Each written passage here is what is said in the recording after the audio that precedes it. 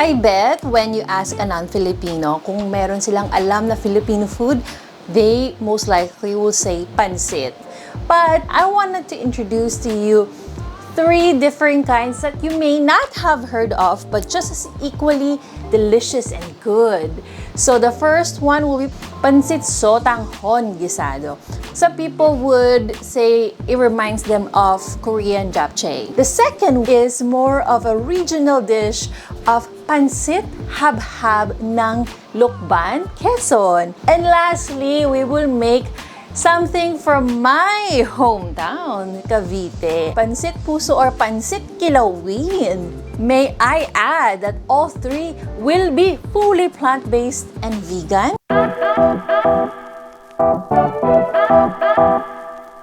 Unahin natin ang Pancit Sotanghon or Pancit Vermicelli. Just add here our oil.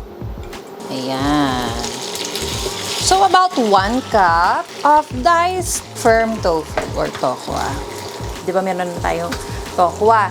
There's also mushroom that we can do. I think this is really nice because it's very shelf-stable. And that is dried shiitake mushrooms. Ito pong itsura niya. Pouring some boiling water para lumambot siya. Napansin niyo na inuna ko muna yung pagprito ng tokwa bago natin ilagay ang bawang. Let's add our onions. Every time I add onions to saute, I always add salt as well para lalong bumilis ang paglambot ng onions. So I'm gonna move this so I can show you the slicing of our shiitake mushrooms. Like so. Tapos ganito lang, slice mo lang siya. Set this aside. It looks like our onions are ready. Nice and soft and translucent. We can add our veggies. Our carrots, a little bit of green beans, a little bit of celery. We'll add red bell pepper. I personally love to put red bell pepper because it adds a beautiful color. Let's add half of our mushrooms. Okay, more salt and pepper. And little bit of soy sauce. Just a drizzle. If you're not as confident with pentameter, meaning you just guess approximation, no, how much to put, you can always start with a tablespoon first. A tablespoon of soy sauce. And a little bit lang, a drizzle of sesame oil. Para lang magkaroon siya ng essence ng sesame oil. Let's transfer this. With a little bit of stir frying, this yields a lot. It's healthy, it's also delicious, and it's a great way to bring to work as baon or to school if you're a student or to a party. This is actually more of a party dish even though it's known to be like a stir fry. So, as you notice, in this pan, merong mga remnants ng mga pinag-stir-fryan natin. So, it's okay na hindi natin sinimot because we actually want those. We want those left over para ma-absorb ng ating noodles. So, let's get to the second part of the dish, and that's the noodles.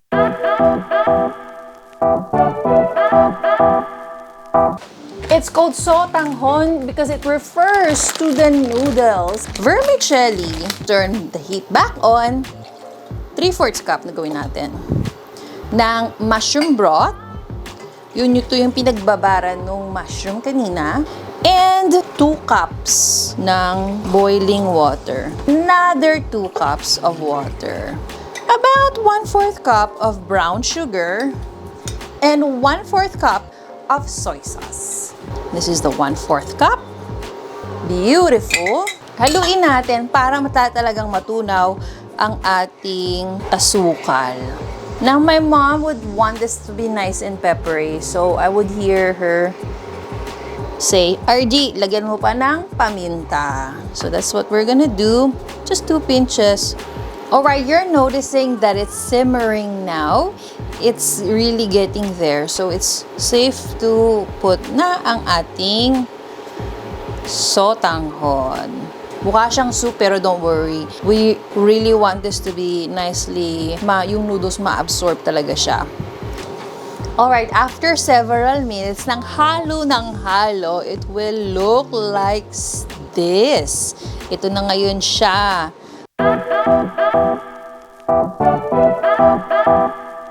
Let's now mix everything together para sa ating pancit bihon gisado. So, I will probably leave just a little bit of the veggies as toppings lang mamaya. Ang ganda niya, grabe. It's so enticing that it's really gonna be a great party food. We can nicely garnish. Add green onions, sliced green onions. And if you really want to make this fusiony, you can even add toasted sesame seeds. Yan. So let's add calamansi. If you don't have calamansi where you live, you can also use lemons or even limes, whatever citrus fruit you have. Let's move on naman sa ating pancit number 2. I'm very excited for this one because it's a recent discovery of mine. At ito po ay ang pancit habhab or pancit lukban. Just like earlier, let's put some oil para makapagprito na tayo ng ating tokwa. Same thing. Extra firm tofu or firm tokwa na tinatawag. Just a few pinches of sea salt. Sea salt for me, I prefer over iodized salt. Culinary-wise, it tastes better.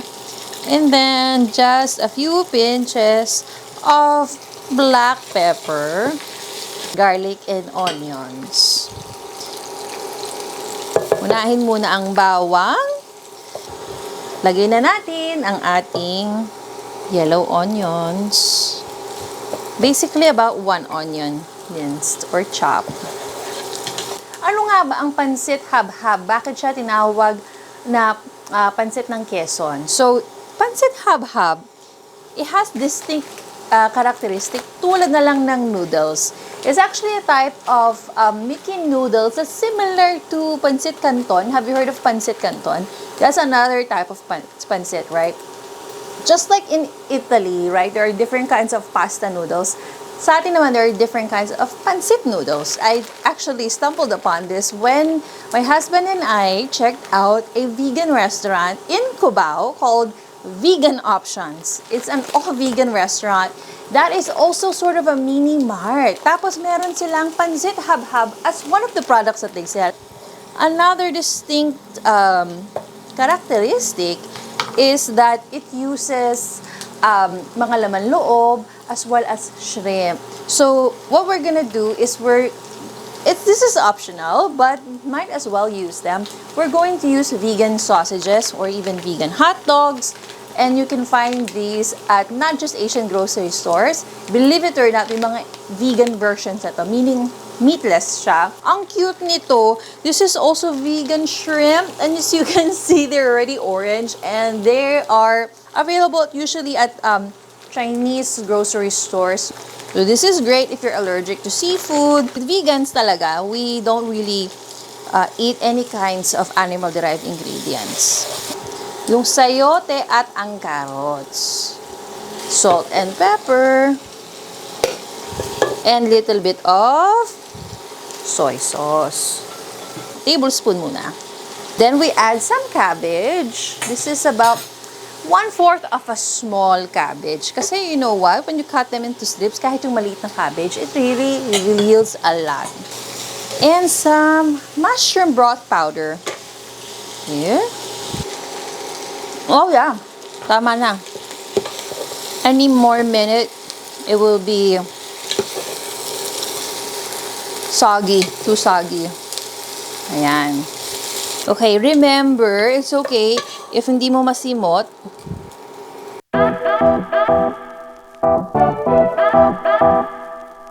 So this is what? 1/4 cup of soy sauce.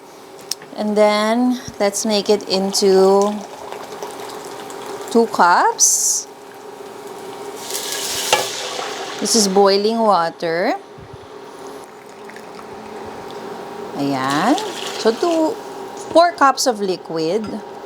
And then we're going to add little bit of mushroom broth powder as well. And then we're also gonna add liquid seasoning. So let's do 1/4 cup as well. This is optional, but this is really going to enhance the flavor as well. Another pinch of black pepper or 2. Para talagang sumarap ang pancit. Haluin, and then now we're ready to put about 250 grams of your pancit habhab noodles. If you cannot find this where you live, you can also just use vegan pancit canton noodles. If there's plant-based Mickey noodles as well. Ito na ngayon ang itsura niya, guys. Oh, na fully absorbed na. Ayan, haluin lang lagi ng haluin para talagang even. It's like 90% there, 95 I would say. Pero kulang pa rin ng liquid. So I'm just probably gonna add 1/2 cup of water. Ayan. And then let's add our veggies. Once again, leave a little bit just for garnish. And keep mixing. Lagyan na rin natin yung ating pechay. I almost forgot. But this is really nice and a soft leafy green anyway. Oh, wow. Look at that. We're gonna switch to tongs so it's easier to mix.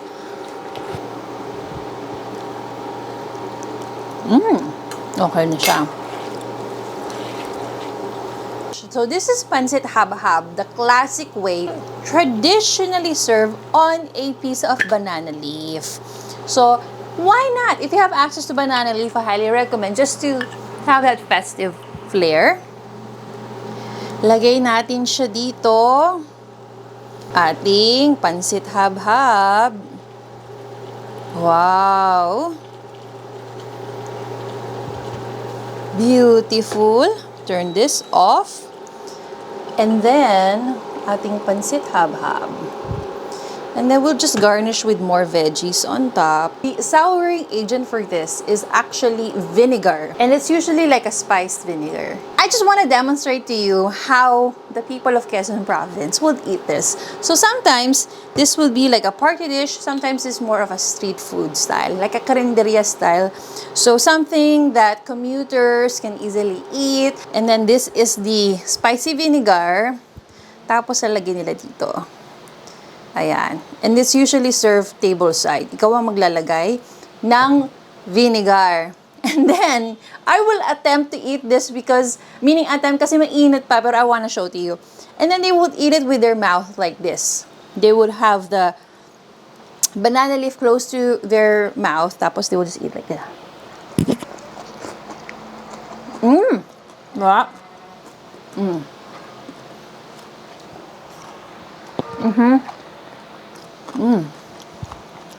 Definitely an experience eating it like this. Pero parang hindi ko kaya kung piping hop. I mean, as you can see, I'm doing it. Parang hindi ko maubos kung lahat piping hop. Pero I'll probably just wait another minute or 2. So this is pancit habhab, our pancit number 2. And are you ready for the last one? Last but not least is my hometown's pancit.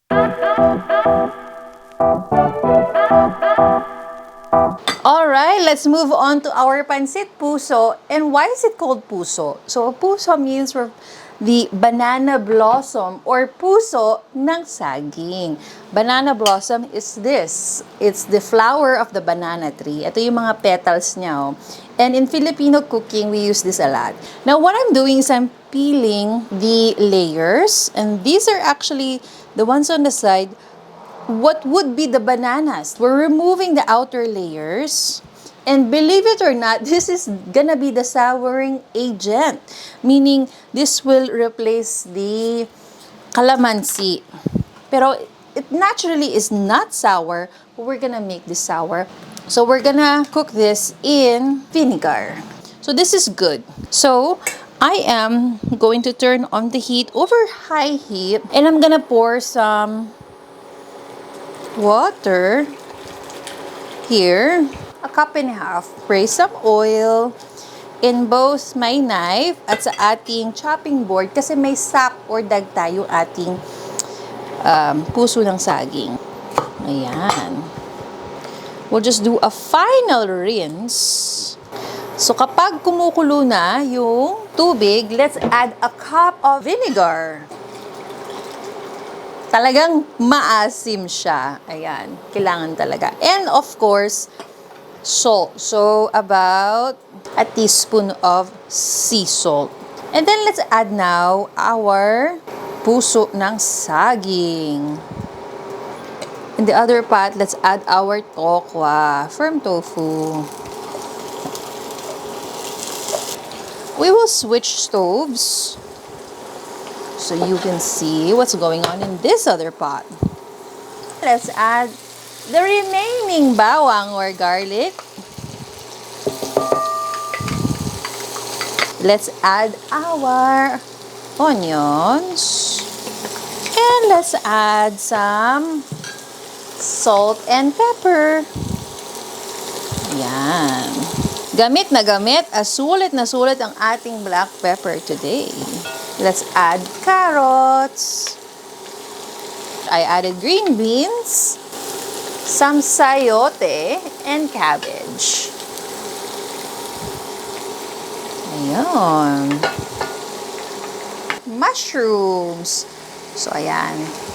Lagyan natin ang sliced shiitake. Remember, another meat alternative is the vegan sausage. This is optional, but if you have, might as well add. This is actually, I got this from a Taiwanese grocery store in Quezon City called Green Rich Mart. I discovered that place and my gosh, what a vegan haven. So let's also add some celery. Yan. Pampasarap din yan. Let's see kung malambot na ang ating veggies. Oh yeah. Let's season this a little bit with a drizzle of soy sauce. And a drizzle of liquid seasoning. Just konti lang.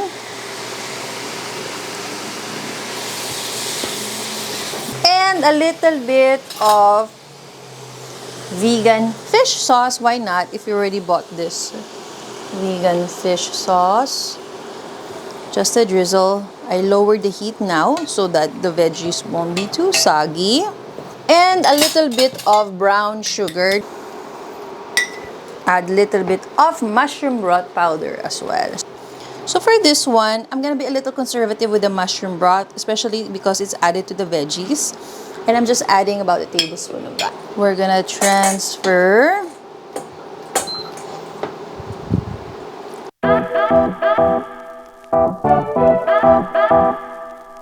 And then same go it. Alalagyan natin ng hot water. Oh yes, perfect. Once again, mushroom broth powder. And this is about 6 cups of water. And let's wait until this is boiling. You can also color this with achuete, or my personal hack, if you don't have achuete, will be just a pinch of turmeric para lang maging yellow color talaga siya. And then we will also add our cornstarch noodles there. Samahin na natin. Let's add the remaining mushroom broth na pinagbabara ng mushrooms kanina.